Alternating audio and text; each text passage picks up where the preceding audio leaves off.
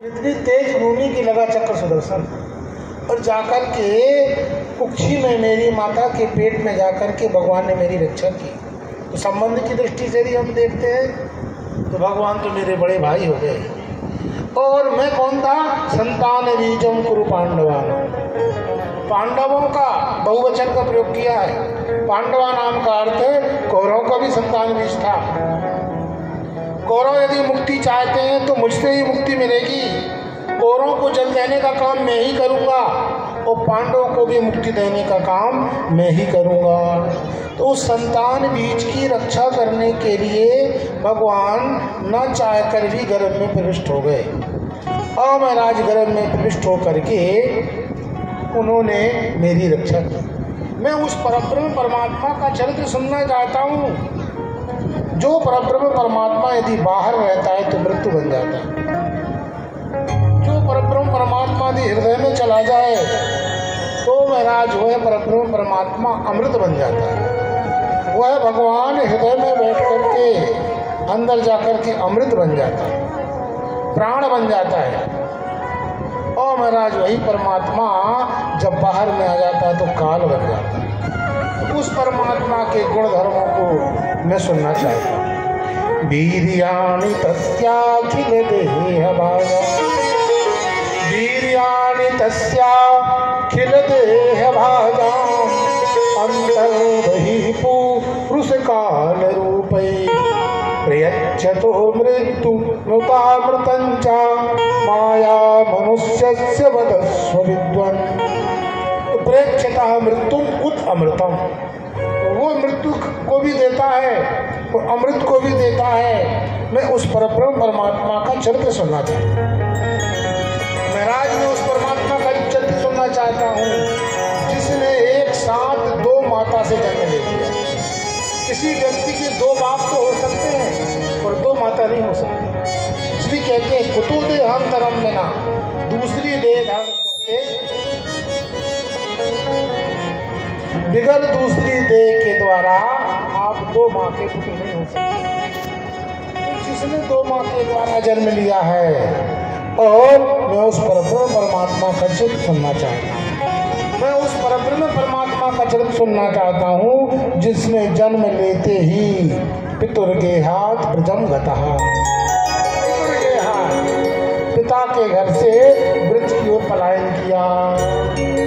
और महाराज में उस परब्रह्म परमात्मा का चरित्र सुनना चाहता। तो बहुत अनुनय विनय की और कथा में आप समझ लीजिए इनको केवल 7 दिन का जीवन था और ये 7 दिन भगवान श्री कृष्ण की कथा सुनना चाहते थे। और सुखदेव जी महाराज ने तो 4 दिन तो इसी ढंग से। तो सुखदेव जी महाराज बोले कि देखो हम तुमको कृष्ण कथा सुनाते हैं पर शर्त यह है कि इंटरवल नहीं मिलेगा, बगल में ताकने झाँकने का काम नहीं होगा। एकाग्रचित होकर की कथा सुननी पड़ेगी। प्यास लगी है तो पानी पी लीजिए, भूख लगी है तो भोजन कर लीजिए, पर कोई इंटरवल आपको प्राप्त होने वाला नहीं है। कथा में हम कहीं कोई विराम नहीं लेंगे। तो राजा परीक्षित ने कहा कि महाराज ना मुझे भूख लगी है और ना मुझे प्यास लगी। महाराज एक समय मुझे भूख लगी थी और एक समय मुझे प्यास लगी। उस भूख और प्यास ने मुझे इतना पीड़ित किया, एक संत के हृदय में मैंने मरा हुआ सांप डाल दिया। अब उस संत ने मेरे गले में जिंदा सांप डाल दिया। अब ये बताइए जिसके गले में जिंदा सांप पड़ा हो उसको भूख लगेगी, उसको प्यास लगेगी। आप समझ लीजिए डॉक्टर घोषित कर दे तो भाई तुमको 30 दिन तुम्हारी मृत्यु होना है, तुम्हारे 4थे स्टेज का रोग आ गया है, उससे आपका रसगुल्ला खाओगे? क्या जवाब देगा? कचौड़ी खाओगे? मलाई खाओगे? तो महाराज ना उसको कचौड़ी चाहिए न मलाई चाहिए, उसको तो जीवन चाहिए। तो मुझे ना प्यास लगी है और न भूख लगी। नई साथ दुस्सहा चुनमाम त्यक्तोदमपि बाधते। ये मुझे बाधित नहीं कर रही है। न भूख मुझे पीड़ित कर सकती है, न प्यास मुझे पीड़ित कर सकती है। और कदाचित पीड़ित की तो क्या करेंगे? का पिबंतम तन्मुखाम भोजन च्युतम हरि कथा भृतम।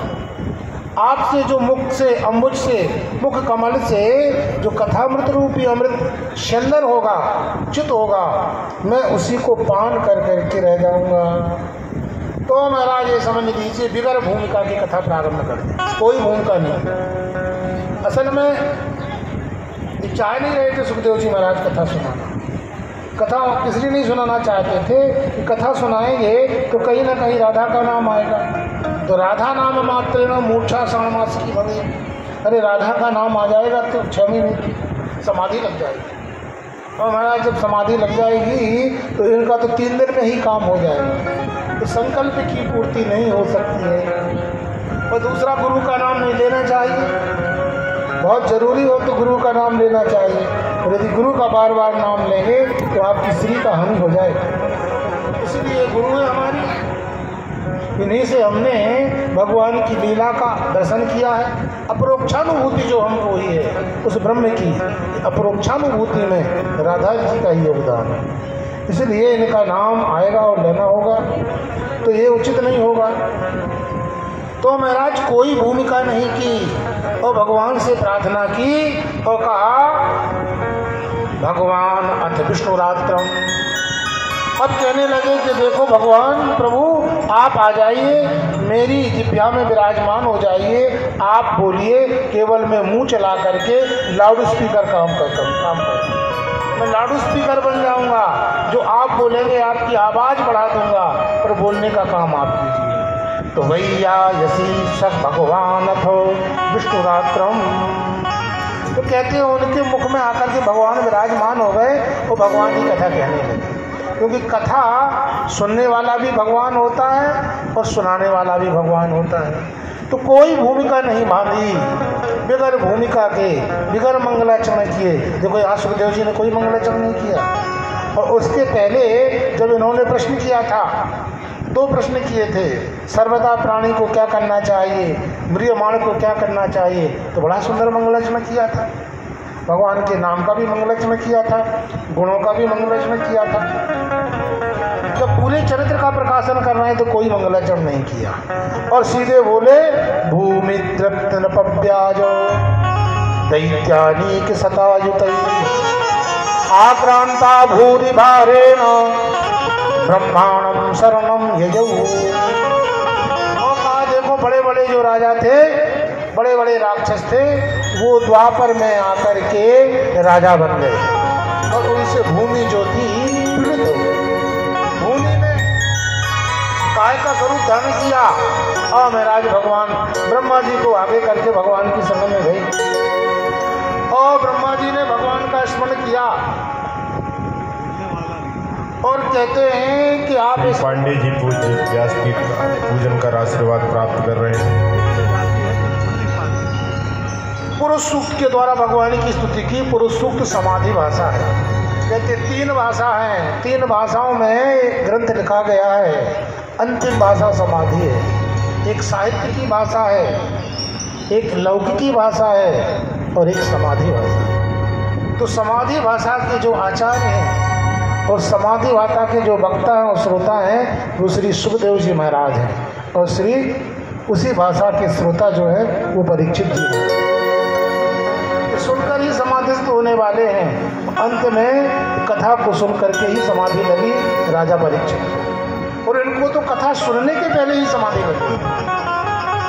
तो महाराज ये समझ लीजिए उस समाधि भाषा के द्वारा मानो भगवान नारायण ने ब्रह्मा जी के हृदय में आकर कह दिया कि ब्रह्मा जी तुम चिंता मत करो, पृथ्वी मेरी पत्नी है। किसी की पत्नी को यदि तकलीफ हो जाए, कष्ट हो जाए तो पड़ोसी उसके दुख को नहीं बताता, वो पत्नी अपने पति को ही बताती है। तो मुझे सब कुछ पता है, तुमको सिफारिश करने की जरूरत नहीं है। पृथ्वी को क्या पीड़ा है, मैं शीघ्र ही वसुदेव गृहे साक्षात भगवान पुरुषः परः, मैं वसुदेव के घर में साक्षात अपने अंशों के साथ अवतार धारण करूंगा।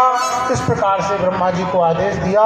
ब्रह्मा जी ने सारे देवताओं को बताया और कहा तुम देखो, जाओ ब्रज में आकर में नंदग्राम में जितनी भी देव स्त्रियां हैं, वो गोपिकाएं बन जाएं, जितने भी देव हैं वो सब के सब उस देव बन जाएं।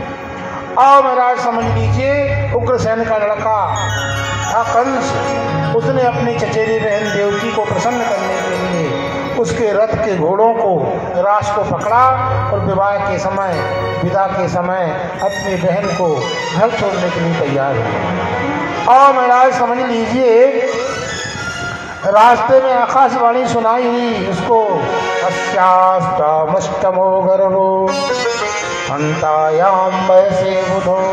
अरे कंस, तू जिसको ले जा रहा है इसका 8वां गर्भ जो है तेरी मृत्यु का कारण बन जाएगा। तो खल की प्रीत जथा फिर नहीं। कंस जो था रथ से उतरा और चोटी पकड़ी और चोटी पकड़ करके मारने के लिए तैयार हुआ। तो वसुदेव जी ने साम दाम दंड और भेद 4 नीतियों से उसकी रक्षा की। और जब उसकी रक्षा हो गई इस शर्त में कि भाई तुमको जो तुम्हारा शत्रु पैदा होगा वो इसका 8वां पुत्र होगा, इसलिए तुम चिंता मत करो, हम सारे पुत्र तुमको दे देंगे। तो महाराज कंस प्रसन्न हो गया, पहला पुत्र लेके आया, नारद जी आ गए। तो पुत्र को जैसे ही छोड़ा नारद जी ने शिक्षा दे दी और महाराज ऐसे करके 6 पुत्रों को मार दिया। अब आप समझ लीजिए, 6 पुत्रों को जब मारा तो 7वें पुत्र के रूप में भगवान अनंत देवकी के गर्भ में आए। जैसे ही भगवान अनंत देवकी के गर्भ में आए तो देवकी को प्रसन्नता हुई। प्रसन्नता इस बात की कि इसके बाद साक्षात भगवान आने वाले हैं। और महाराज दुख इस बात का हुआ कि जैसे 6 की गति हो गई है वैसे 7वें की भी गति हो जाएगी। तो ये जो गर्भ था हर्ष शोको विवर्धना, हर्ष को भी बढ़ाने वाला था और शोक को भी बढ़ाने वाला था। और महाराज समझ लीजिए, भगवान ने योग माया को आदेश दिया कि तुम गर्भ का कर्षण करो और कर्षण करके आप समझ लीजिए रोहिणी के उदर में स्थापित कर दो। अब भगवान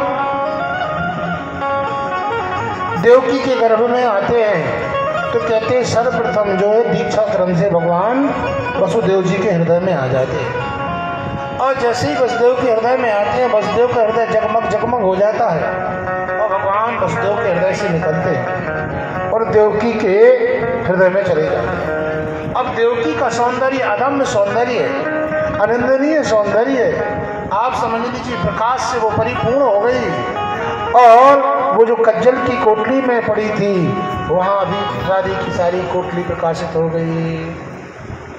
क्यों प्रकाशित हो गई कि सारा जगत जिसमें निवास करता है वह जगन निवास परब्रह्म परमात्मा देवकी की कुर्सी में आकर के विराजमान हो गए।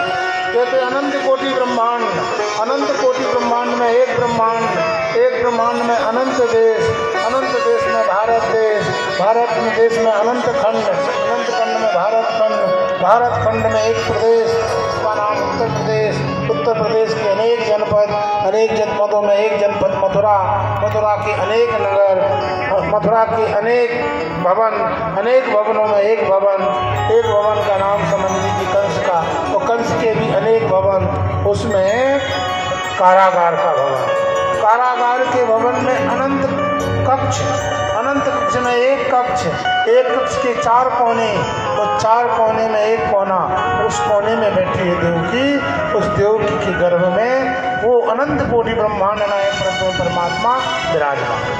अब देखिए क्या सौंदर्य होगा। सा देवकी सर्व जगन निवासो निवास भूता नितराम नरेजे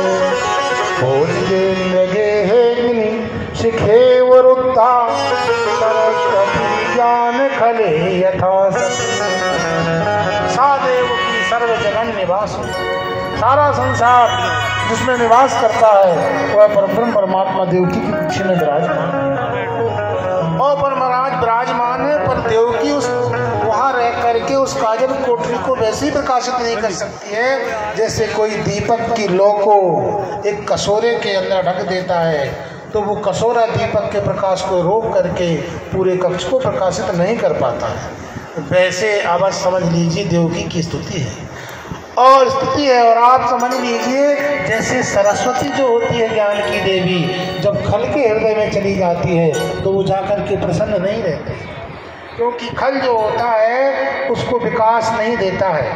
खल कौन कहते हैं? ज्ञान खल। लोग कहते हैं कि 3 प्रकार के ज्ञान खल होते हैं। एक ज्ञान खल वो जो होता है जो पढ़ तो लेता पर पढ़ाता नहीं। हमारे यहाँ शिक्षा दान विद्या दान सबसे बड़ा दान है, उसके लिए पैसा नहीं लेना चाहिए। कहते हैं त्रीणि दानानि प्रधानानि वदन्ति वै कन्यादानम भूदानम विद्यादानम तथैव च।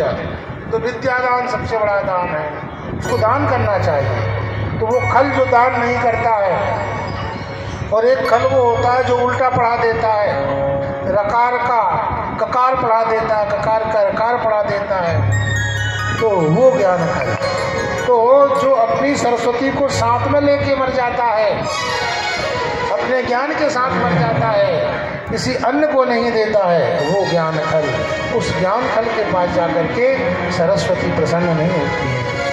और महाराज वैसे ही भगवान जरूर हृदय में विराजमान है, पर आप समझ लीजिए वो प्रकाश होना चाहिए जहाँ भगवान विराजमान है। वो प्रकाश देवकी के चेहरे में नहीं आ सका। अब अंत में कंस आया, कंस ने देखा ओहो इसमें तो अदम्य सौंदर्य दिख रहा है, अंधकार के समय भी प्रकाश हो रहा है, तो निश्चित ही मेरा शत्रु इसकी कुक्षी में आ गया।